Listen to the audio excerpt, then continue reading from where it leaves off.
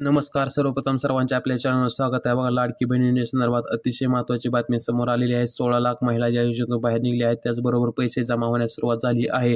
तर तुमच्या अकाउंटवर कधीपर्यंत पैसे जमा होणार आहेत, का महिला बाहेर निघल्या आहेत आणि त्यात तुमचं नाव असणार आहे का नाही, त्याचबरोबर तुम्हाला किती रक्कम मिळणार आहे ते देखील आपण पाहणार आहोत आणि किती तारखेपर्यंत जमा होणार आहे तुमच्या अकाउंटवर ते आपण पाहणार आहोत. त्यापूर्वी आपले चॅनल तुम्ही सबस्क्राईब करून घ्यायचं आहे, कारण की लाडकी बहीण योजनेसंदर्भातल्या आणि सर्व सरकारी योजनेबद्दलच्या सर्व बातम्या आम्ही घेऊन तुमच्यासाठी येत असतो. त्यामुळे चॅनल सबस्क्राईब करा. वेळ न घालवता अतिशय कमी वेळात आपण पूर्ण अपडेट जाणून घेऊ. तर बघा, तुम्ही स्क्रीनवर पाहू शकता. बघा, लाडकी बहीण योजना 17,000 कोटी वितरित, 2.6 कोटी महिलांनी अर्ज केले. त्यातले 2.2 कोटी महिलांना लाभ भेटला आहे आणि भरपूर महिला बाहेर देखील निघल्या आहेत. तर काय कारण आहे ते आपण पाहू. त्याचबरोबर कोणत्या महिलांना पैसे आले ते आपण पाहू. तर आपल्या चॅनलवर मी आधीपासून सांगत होतो की केवायसी करणे खूप महत्त्वाचं आहे, अतिशय महत्त्वाचे आहे केवायसी करणे. बघा, 16 लाख महिला योजनेतून बाहेर निघल्या आहेत फक्त केवायसी न केल्यामुळे. त्यामुळे जर केवायसी केली नसेल तर केवायसी करून घ्या, तरच पुढचा हप्ता येणार आहे. केवायसी करणे खूप महत्त्वाचे आहे. तर महाराष्ट्रातील भरपूर महिलांना असं वाटत होतं की योजना फक्त इलेक्शनापुरती होती किंवा निवडणुकापुरती होती. तसं काय नाही. बघा, 2025 साठी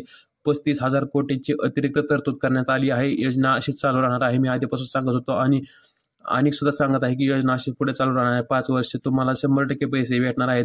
आता 2100 रुपये भेटणार आहेत का 1500 रुपये भेटणार आहेत ते आपण पाहू. तर बघा, याचा निर्णय पुढील आता अधिवेशन होईल त्यात होणार आहे. परंतु पैसे वाटप सुरू झाले आहे. बघा, साम टीव्हीची ही बातमी आहे. 100% पैसे वाटप सुरू झालेली आहे. तुम्हाला देखील पैसे येणार आहेत. काय अडचणी असतील तर कमेंटमध्ये नक्की विचारू शकता. आपल्या चॅनलला तुम्ही सबस्क्राईब करायचं आहे, जेणेकरून तुम्हाला नवीन अशा बातम्या येत राहतील.